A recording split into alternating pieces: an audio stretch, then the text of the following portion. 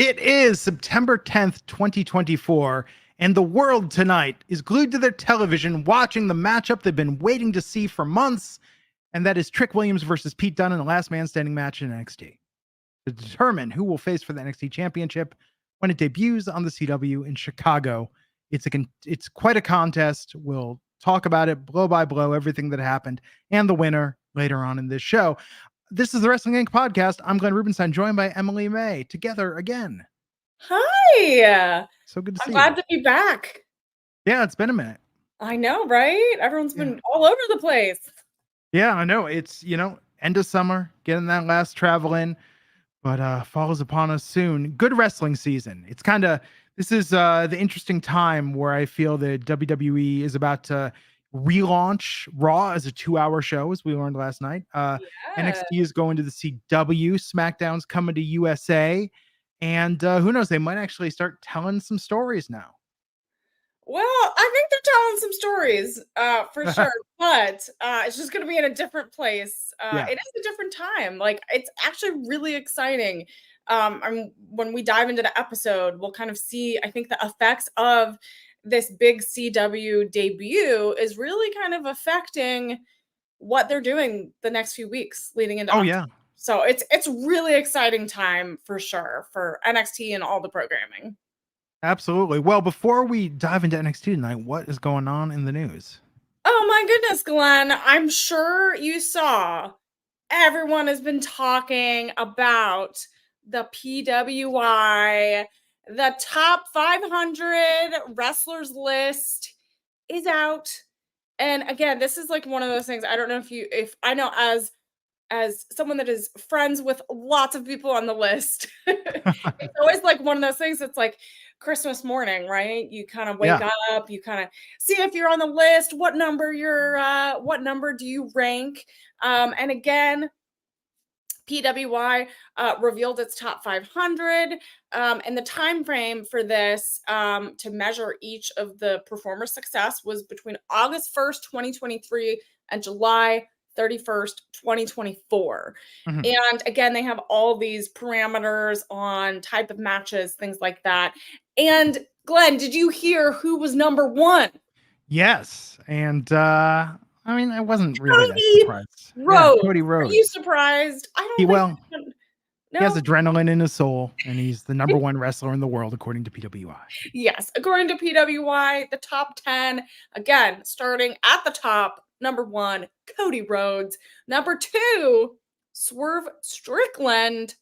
Number 3, Will Ospreay. Number 4, Seth freaking Rollins. Number 5, Tetsuya Naito. Number 6, Damian Priest. 7, MJF. 8, Jon Moxley. 9, Gunther. And 10, Mystico. So I want everyone, I know we won't, that's just 10. So there's 500 to get through. I'm still going through the list here. But everyone in the chat, let us know. Do you agree with this top 10?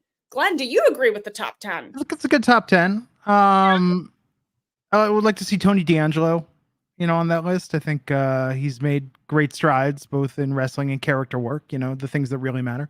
But no, I think good on Damian Priest. I like seeing Damian Priest get some top level recognition. Mm-hmm.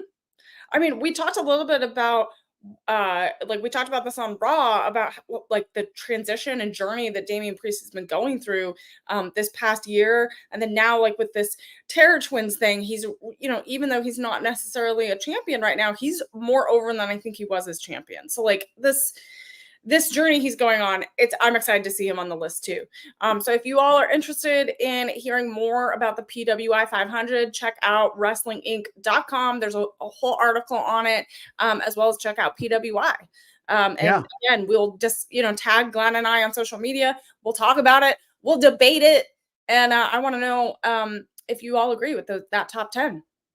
I think with wrestling though, it's interesting because even when you define the start of a year can often have an impact on how this is ranked. I think really when you talk about wrestlers in the top 20, certainly in the top 10, it's all about time frame and does the calendar favor them? MJF, for instance, being at number 7, MJF came back recently. He was out for a while. Exactly. So And it really that the time frame affects it.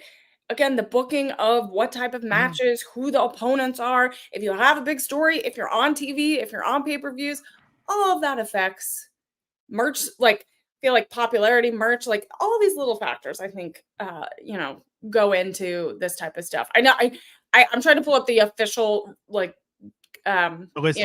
list of what they go by, and I'm having trouble. So I know there's like an official thing they put out every time, saying this is what we go by. Yes, Yeah, in-ring where is Joe achievement. Hendry? I know people Oh were yeah. Joe Hendry should have been on the top 10. I think he ranked, was it 57, 55, around in the Okay. 50s, I think. Well, and the period was August 1st, 2023 to July 31st, 2024. See, if you shifted that time frame a little bit, you'd have much different. But the primary criteria for this list is in-ring achievement. Help us. That's the win-loss record. Championships and tournaments won. Their influence, which is their visibility and prestige within a promotion and or the industry. Which is kind of also weird, right? Because it's kind of like booking has something to do with it. I mean, you can make the argument, that, hey, if they booked Angel and Humberto better, they could easily smash the other criteria. Yeah. But the man's trying to hold them down. Technical ability, the quality of moves, matches, and in-ring storytelling. The competition, success against the most varied and highest quality opponents. Also, that's a booking thing. Activity, minimum of 10 singles non-tag matches total. Well, that's why R-Truth isn't on the list. Or barring this, 6 such matches in separate months. And it says this list prioritizes success in singles competition and vying for heavyweight singles accolades, and to a lesser extent, those in weight classes. So it's a little, thumb on the scale in terms of how this is judged, but good on everybody that congratulations to everyone. I'm super proud of everyone like on the independent circuit. I think it's always exciting for them to see themselves on the list. So that's super exciting for everyone. And then also just to like continue with the news, we also had Backstage news shared officially by Fightful that Cedric Alexander renewed his contract with WWE earlier this year. And while the exact terms of the new deal have not been disclosed, supposedly, allegedly, it is a multi-year deal. And I know NXT, we saw some returns tonight too, some surprise returns. So this is more exciting signings. And so, I'm not sure what this means as we get into the CW era, if we'll see some re-signs and some new contracts coming out of it. Yeah, CW. It's an exciting time. Yeah. So that's my news for the day, Glenn. Okay. And that's the only important stuff that happened in the world today. I mean, I have lots to say about this episode, Glenn, of NXT. Oh, let me tell you. Okay. Well, good. I look forward to it because I'm ready. Because I see some of my favorite my favorites in the chat already. Yeah. Tuesday Night Crew. This is where it's at. NXT, hottest promotion in all professional wrestling. And we're going to cover it all. We open tonight with Fraxium, who was supposed to be giving the Rascals a shot at those NXT Tag Team Championships in a one-on-one match. But wouldn't you know it, they were attacked. They couldn't compete. There was chicanery. And instead, the Street Profits came back to challenge for those titles. However, we ended in a double DQ because the Bloodline interrupted the match. Kind of crazy. What did you think of this opener? Why does the Bloodline have to get involved? Well, why I mean, are they showing up on NXT? Because they want to get in on everything, I know. They're trying to take over the whole WWE universe. That's why. Yes. And good on them for having ambition. I think, moxie, as the kids say, maybe in the 1930s. But no, it's good that the Bloodline has ambition. But I don't know. I mean, I thought that kind of a cop-out ending. It would have been cool. I mean, if the Street Profits would have won, that would have been cool. I'm thinking they might have a big change going into CW. Like, let's have new champions. Yeah. That did not happen. That did not happen. I mean, I was really... So again, we have, 2-time tag team champions, right? what's their combined name? Their Fraxium. couple, Fraxium. Their couple name, right? Yeah.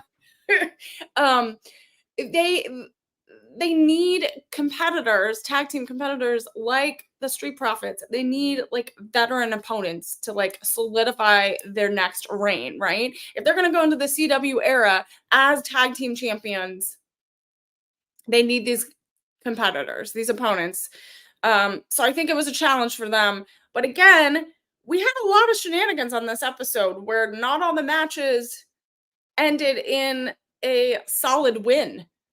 Yeah, look, I mean, So we had a lot of people interfering.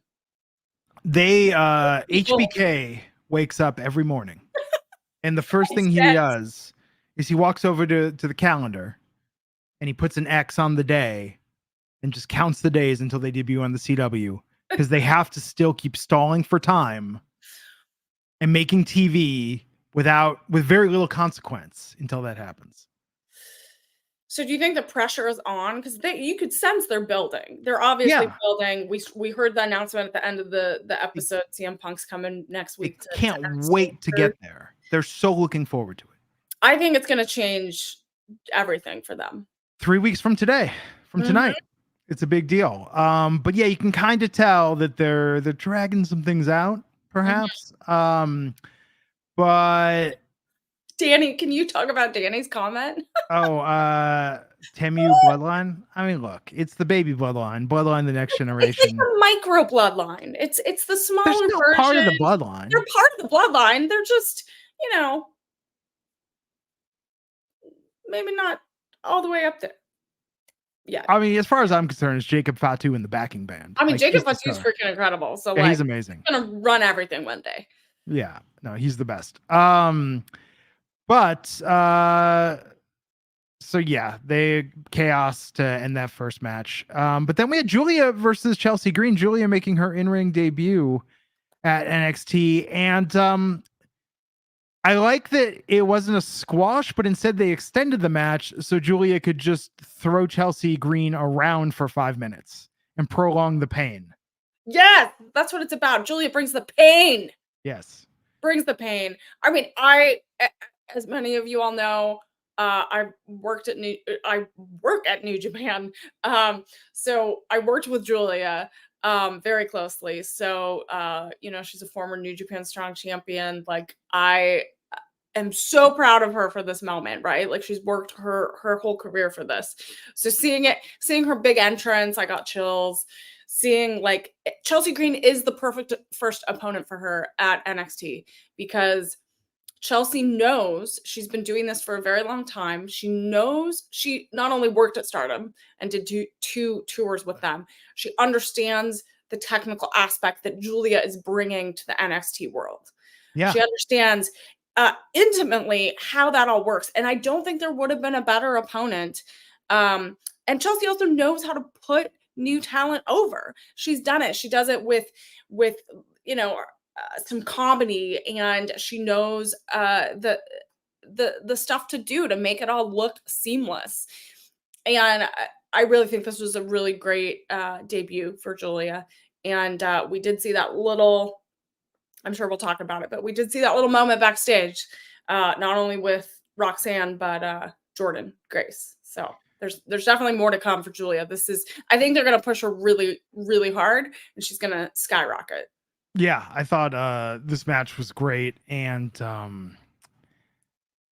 think the question is just how many years is Julia going to be NXT champ, and it depends on her. How many years? It's just how many years. No, it is how many years. And how many? Yeah, right. Unless they want to call her up imminently, but I don't know that. I think we're in for another. She might even break Asuka's record, to be honest. Yeah, I mean, I think she needs to find her grounding in this new space, right? Yeah. I mean, she is like, I love how they kept her name, and she really can bring her character to life a little bit. And she is really I feel like she's gonna kind of be herself a little bit more. Yeah. And I think we saw that tonight. And as long as they let her spread her wings and do her thing, I think it's going to be great for NXT. And that October 1st debut is going to be huge for her too. on CW. It's kind of funny that Chelsea Green has this great gimmick, but she's becoming she stands out as a character, even though she's getting these matches to lose. But I like this idea of someone whose specialty is the extended squash match, kind of like how Mia Yim, who I love and I think they should book to win, her specialty is the competitive loss. Like she can go out there and put on a 10-minute match that's super competitive and ultimately lose. Chelsea can just handle like taking, a beating in the ring from her opponent for a prolonged period of time. Well, Chelsea knows how to tell that story and sell. She sells. And sell. And the thing is, in Japan, you train differently and you sell differently. So if you notice, Julia's style of selling is totally different than what they teach at, I mean, I'm not at the PC, but you can tell the difference between some of the competitors that come from like the independent scene, than people that are like gymnasts and like in acrobatics that are like getting shown it the first time, right? Yeah. So you can see the difference, and Chelsea's familiar with that. And again, and Chelsea did have good thoughts. She does know how to be like, hey, I'm going to get these 5 things in, and you get these things, and put over the talent that's coming in. And she's talked about that in interviews. Yeah. And that's okay to be like that. It actually makes you likable, and people love you even more because you do that. No, I really enjoyed this. It doesn't make her less talented. It actually makes her even more talented. Oh, absolutely. Because that's the hardest. Sorry, excuse me. That's the hardest thing to do. No, and I like this as opposed to what they were doing in NXT 10 years ago, 5 years ago. It would have been nameless competitor. Yeah, or someone from an the 80s. entrance. No one knows who they are. Yeah.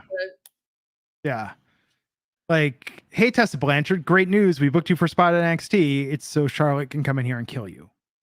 They're not doing that so much anymore. And I like that. I like that I like competitive losses. I like extended matches.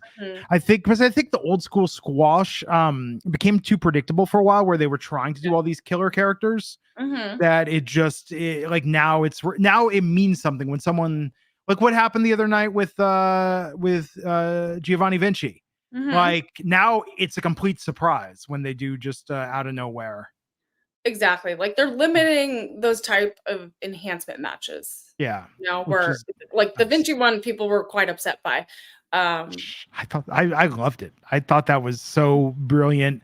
I haven't been swerved on that since Abaddon's debut in AEW, of expecting one thing in a match and then getting something completely different. Getting totally different. And I feel like we got a lot of that tonight, where a lot of the matches went a direction that we were not expecting. Yeah. Well, we had Charlie Dempsey with the No Quarter Catch crew versus Javon Evans out there with Cedric Alexander, recently re-signed. How are you feeling about the NQCC? I do like these the Heritage Cup matches. I like how they're like integrating the British style kind of matches, right? I think it's different, but I feel like they need to find their place. Like they're kind of causing chaos within each other. I think they're going to continue to have these matches every week, and see what happens with Dempsey. Yeah. I think it's very interesting. The NQCC, in a weird way. Now, some people like the Heritage Cup, fans of NXT UK primarily. I still don't fully understand the rules. I know there's rounds, and I know there's winners of rounds. Whoever has the most pins or submissions, they win the Heritage Cup. Yes, but then if there's no point in the round, and I'm grasping it better, I'm understanding it better. Yeah, I'm getting there. Yeah, I know. It's a holdover from NXT UK. It's like the water bottle problem in Die Hard 3. I get the concept of it, but if you ask me to explain that it's there. Yeah, but if I have to explain it, I'm gonna get confused and mess up the order. But I think I could do it if there was a ticking bomb and I needed to put the jug on the scale to stop everything from exploding. but Charlie Dempsey won and retained. I do agree with Jeroy J's comment that they just need to shut up and follow Ren's lead. Yes. Ren Sinclair is very smart. She knows what she's doing. Follow her lead. She's the Thea Hale of the No Quarter Catch crew. Yes, exactly. She, I know she's kind of like messing things up every once in a while, but no, they need to follow her lead. Yes, Baby Ice, fan of Dempsey's crew, have no idea what's going on during a heritage match. But it's fun, right? Even if Sure. hey, there's a lot of matches you don't know what's going on, and they're still fun. You know what I like about the Heritage Cup match is you watch wrestling a lot, and you kind of condition yourself where on NXT, on Raw or SmackDown or pay-per-views are the worst, because on pay-per-view you're like, this match is going to go for 15 minutes. Mhm. Yeah, there'll be some spots where there's going to be a middle. I like with the Heritage Cup match, you kind of know like, okay, this is going on for like 10 to 15 minutes, and just sort of you can pay attention. It's fine. It's going to go back and forth. So is that what you were doing, Glenn? There was something else on TV tonight that was kind of distracting my attention at some point. Of like, there was a lot on TV tonight. So yeah, cable this month is showing The Accountant again, and so I'm like, oh man, The Accountant's on. I got to pay attention to this. I was watching The Firm. That was like the movie. Dude, The Firm has been on so many times. Do you know why they keep replaying it? It's strange too. Like they show that more than Top Gun Maverick. Like The Firm is always on cable. It's so on all the time. I'm like, why? But and I've watched it. I've seen The Firm in its entirety 3 times over the summer.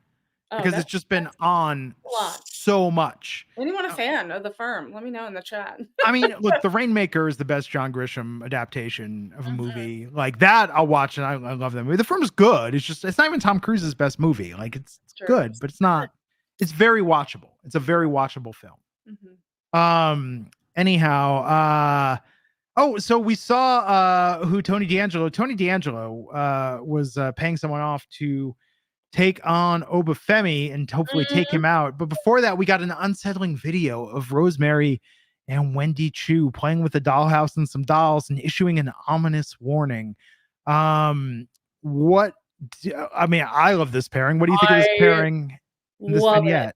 Yeah. I love the vignette. I stopped everything I was doing and I was like, what is this? This was scary. It's creepy. We're going into fall, October, right? And this is the perfect. At first I was really wondering who was gonna pop out, and the fact that it was Rosemary, Wendy Chu is like the perfect pairing to go together. And I am so ready for this. This is like perfect character work. Wendy Chu's gonna learn a lot from Rosemary. They're gonna learn a lot from each other. I can't wait. And we obviously saw some things tonight with them. Yeah. But I'm ready. I'm ready for it. Give me all like the creepy stuff, the dolls, the dollhouses, scare me under the bed. Like, let's do it. I don't like scary movies, but like I'm into this. No, but this is like almost old school, like benign scary at this point. Like you're not too freaked out, right? No. You don't think so? It might build. Okay, it could get scarier. It could get creepier. It could get creepier. Yeah. But I like this a lot. But then Oba Femi took on Hammerstone from TNA, who Tony D'Angelo chose to challenge for the North American Championship tonight. What did you think of seeing Hammerstone on NXT? I think the news kind of broke earlier in the day, so everyone was a little spoiled. It was a little spoiled, but I think it's amazing seeing him there. And having, obviously we had a lot of TNA talent on the show tonight. But I think Oba Femi obviously went against Otis a few weeks ago. Really kind of competing against these huge heavyweights, and that's the only way you can go. Like these are brutal, like big brutes that are gonna just fight each other until they can't anymore. And I think we saw that. I think it's great that that TNA talent are getting highlighted on NXT. But Oba Femi, I don't know who's gonna take him out. That's the only question I have in the back of my mind. Every time they bring a new competitor to him, I question who will actually take him out, because he's just unstoppable right now. Yeah. No, Oba Femi, I think Hammerstone, here's the thing. It's like, I like that Hammerstone got this opportunity. It's just tough, man. Like, name a wrestler on any roster in the world right now that looks credibly physically like they're a threat to Oba Femi. Yeah, and that's the thing is like I feel like it was a great matchup. Like Hammerstone, like that visual, that tableau of both of them in the ring is really like that's the matchup we're gonna have to see. But now you have to find someone that's the caliber and the strength and the just the brooding nature of Hammerstone, that type of competitor every time for Oba Femi. I know. And there's not And that that's many the of thing them. is like that's a challenge, like a very fun creative challenge for HBK, for NXT. Like who else can it be? Wonder how now they can't bring back Parker Bordeaux. Like there's not many guys that they can afford to have lose to him, right? Like you're not going to book Braun Strowman to lose to Oba Femi. No. Although I'd like to see that match. That would be a good competitive match. If and when Brock Lesnar ever came back, Brock versus Oba, but competitive. Yeah. That's a match. I mean, that's the thing is like a lot of the competitors and opponents I think that would be great already are having their matches and their feuds right now. So like you can't just like move them away from what they're doing right now. So you kind of have to. That's why I feel like it's important for Oba Femi to have these competitors come in from TNA. Maybe we'll have some other. Maybe there's other people that might pop up, but because they're preparing him for other people so that he has maybe another title reign elsewhere, and some of the main roster members come down again to compete with him. But it's definitely a creative puzzle that we're all trying to figure out and kind of wait for. Have we seen Oba Femi ever smile on TV? Because I feel like that's part of his credibility. I feel like with Braun Strowman, we saw Braun Strowman smile and he had those dimples and he became a little less menacing.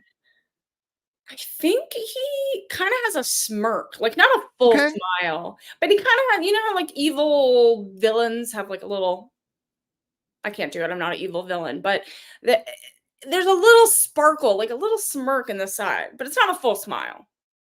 I mean, But it's like an intimidating, like, sure. Yeah. The first time I saw Braun Strowman kind of like giggle laugh, I was like, oh, he's adorable. And then I wasn't as threatened anymore. Yeah, he can't laugh. Like, you can't, Oba Femi's not going to be laughing unless it's an evil.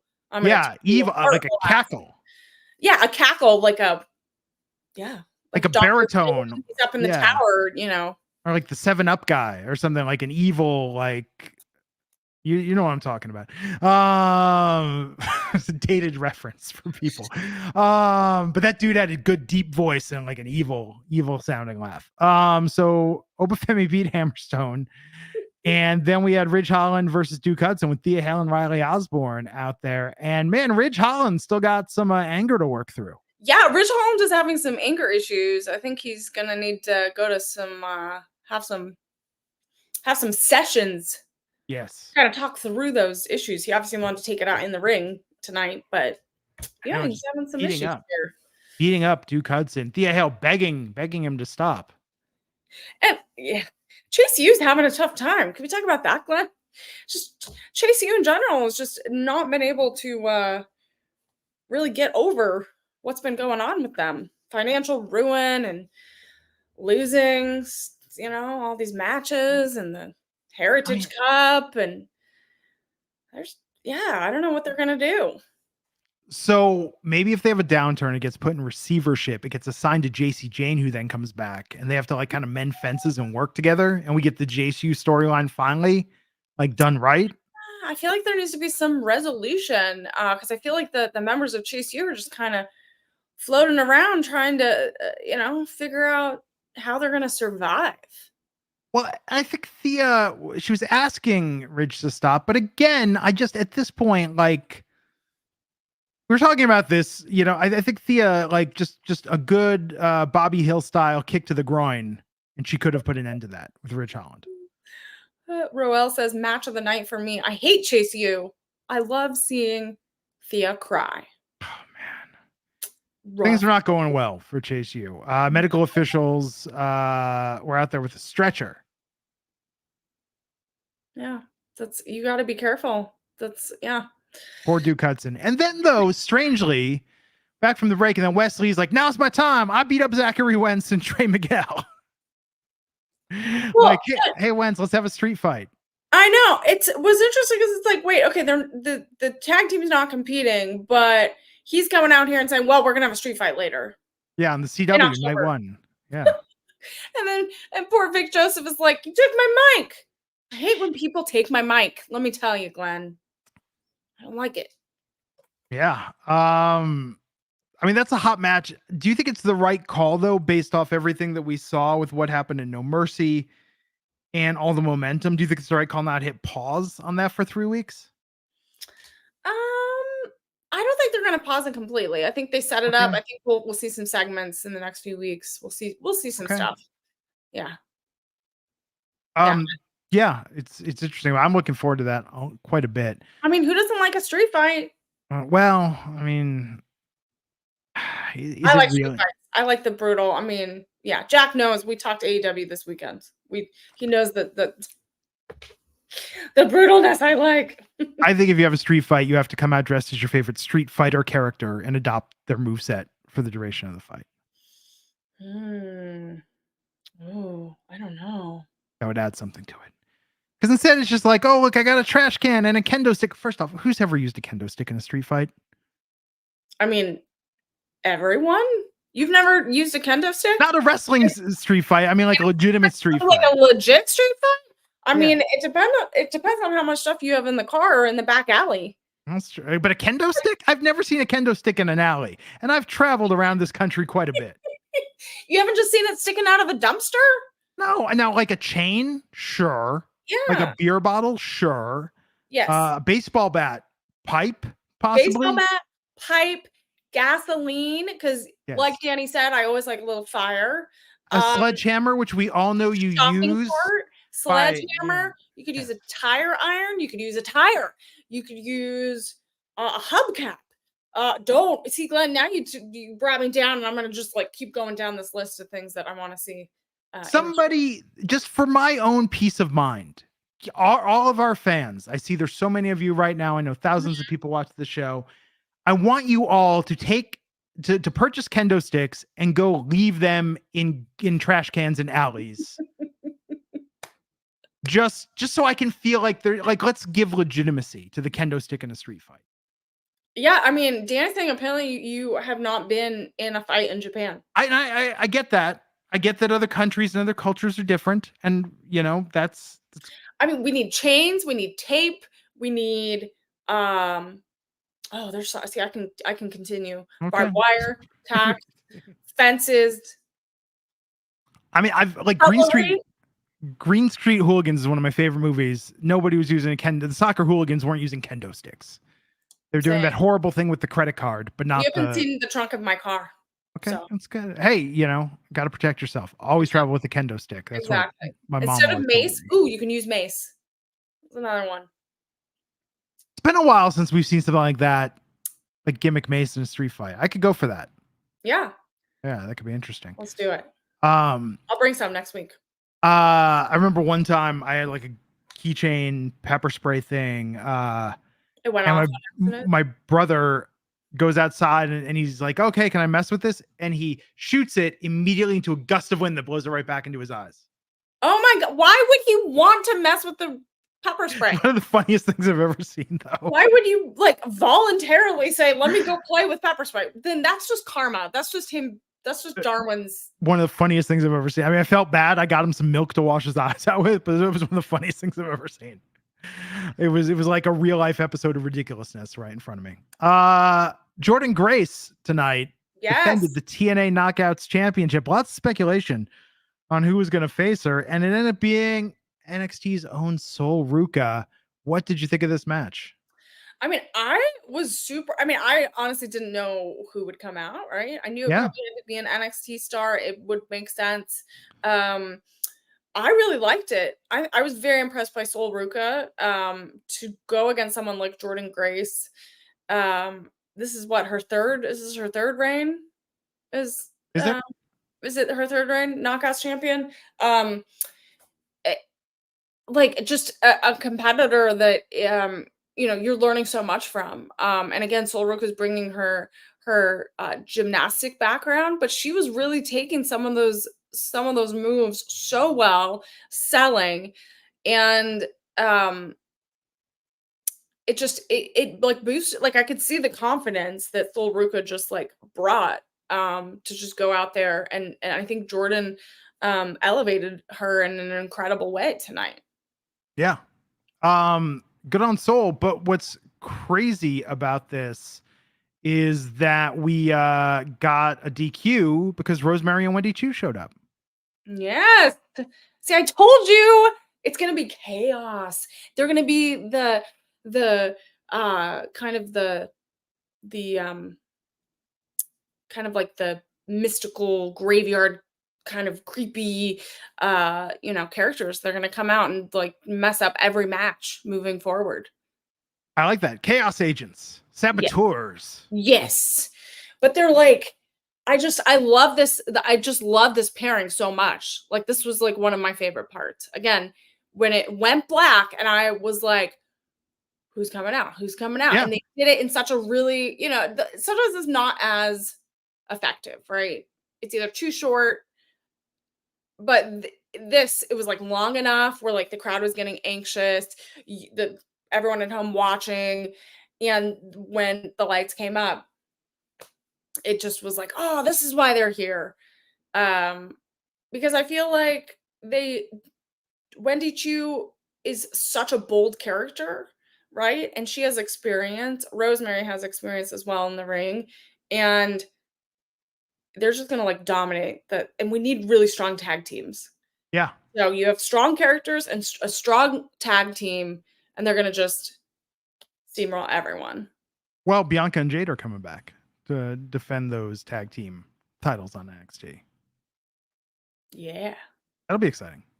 I want there to be NXT women's tag team titles again. I think the women's division has so much talent. We need more opportunities, especially if Julia is going to hold that women's championship for a good long time. It can't just all fall on the North American Championship as being the only title opportunity. I mean, yes, the Heritage Cup could. Ren Sinclair could lose that, perhaps, but I want more opportunities for the incredible female talents on NXT. Yeah, I mean, I think Ren Sinclair definitely will have a women's title shot in the next year, maybe a little bit with Julia here. I don't know. I think with Julia, kind of mixed it up because they're pushing Ren obviously with this stable right now. So I feel like she's gonna see that out for a while. Yeah. But she's gonna definitely have to have a singles run. So I think they're developing her character because she's so great on the mic. She tells great stories. She's one of the strongest ones that can do that at NXT.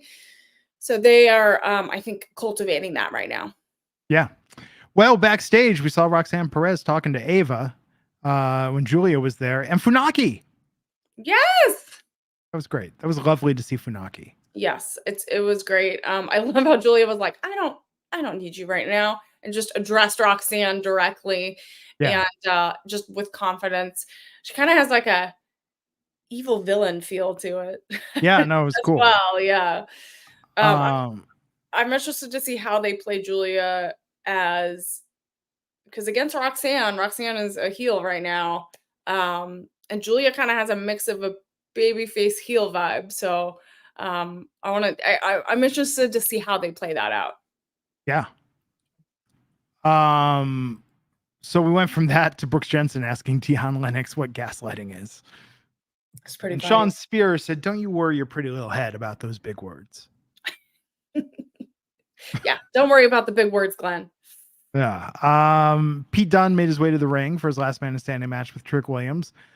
I mean, when they said this was for who's going to face Ethan Page the first night of the CW, like, I mean, it's going to be Trick. I predicted months ago Trick's winning it back that night, and this just kind of confirmed it. Him going through tonight, this extended knockdown drag out fight with Pete Dunne all over the inside of the Performance Center TV area. Yeah, I mean, this, I mean, I'm rooting for Trick Williams too, Glenn. Like, I'm a huge favorite. It just makes sense right now that he is gonna, try to go for that, that, that second run. And what what I'm trying to like see is how they're going to build the next few weeks, right? Like we already got so many matches established, right, for October 1st tonight, and we have like 3 weeks left. So what are they going to build? But I like how tonight's with Pete Dunne and Trick Williams, it was kind of a throwback. I don't know if you remember some of the matches between like Johnny Gargano and Ciampa on NXT where they were like um, flying over some of those broadcast tables, flying off of huge platforms, just destroying the PC. And that's the vibe I got tonight watching this match. It was kind of like a throwback to not only the NXT's from what is it, 5+ years ago, Yeah, probably, something like that. to also, so it's a mix of new generation and the kind of the older generation kind of combining this. So I love those spots, that table spot at the end. I thought it was just going to be Pete Dunne going through, but the fact that both of them did, and Dunne did not recover from that and could not get up, and that was obviously the big victory for Trick Williams there. This was great for Trick, but I mean, here's the thing though. Do you think they've made Trick Williams go from being Carmelo's sidekick to now looking like the toughest, or maybe not Oba Femi tough, but like the most Different credible, different type of tough. Baby face. Trick Williams is a baby face. The toughest baby face. There we go. They've gone to making him look like the toughest baby face, but do you think Ethan Page stands a chance? I mean, you saw Ethan Page got thrown through and just so quickly. I know Ethan Page had his promo where he was like, it's his era, right? Like it's about him. NX me. It's NX me. And I feel like Trick Williams has the energy, a different type of energy he would bring as champion that I'm not seeing from Ethan Page. Yeah. And that promo kind of proved it. And that last moment of tonight kind of proved it. So I think Trick Williams is on this other trajectory. I think being a singles competitor has been really good for him. I think it's helped him solidify who he is, who he wants to be, and I think he needs to bring that energy forward. And the crowd seems to be ready for it. Yeah. Because even on like at Heatwave and some of the other premium live events from NXT in recent months, like they're all behind him and they want to see him succeed. And I'm not necessarily getting the crowd behind Ethan Page. And I think that has a lot to do with whether a champion succeeds or not. I mean, Ethan Page has a place in NXT. And I'm not denying that Ethan Page can be at the top of the card in NXT. I think the best thing they could have done for a short-term champion, even if it was just for a week, was have Joe Hendry win at No Mercy. Just because nobody would have seen that coming. We would have taken NXT NA so much more seriously. Ethan could have won it back the next Tuesday. But Ethan Page does not need to be protected. Trick is winning night one on the CW. It's going to be a big moment. There'll be probably the curtain call again. Everyone will come out, put him up on the shoulders like they did with Rhea Ripley. It's going to be a big moment. So with that being said, what do you think CM Punk is going to announce next week? Is he going to be added to that match as a triple threat, which at this point seems kind of silly? No, I don't think that makes. I don't think he would do that. I think he might. Yeah. Maybe it's just hyping up the crowd. Maybe there are some special guests, some matches that are maybe some other debuts that we haven't seen yet. Maybe CM Punk's going to challenge Oba Femi for the. Yeah, I know, right? Like that's like the worst idea. Why would he do that? Maybe he's going to challenge for the Heritage Cup. That sounds. I mean, maybe, but he doesn't need the Heritage Cup. I know. Like he's going. So he's going into a match, a Hell in a Cell match against Drew McIntyre at Bad Blood on October 5th, like 4 days later. What is Oh he? yeah. No, Drew McIntyre's showing up and costing him whatever he does. Drew McIntyre's showing up on You this think Drew PWI. will show up on NXT on October 1st? Yeah, he's 100%. He is going to sabotage CM Punk. Ooh, okay. And then he can't compete on October 5th? No, I'm not saying that. I think it's just going to be he could even just be putting sugar in his gas tank, just doing something like just to provoke him and mess with him. Okay. All right. Yeah. Well, we'll have to see next week on NXT what he has to say.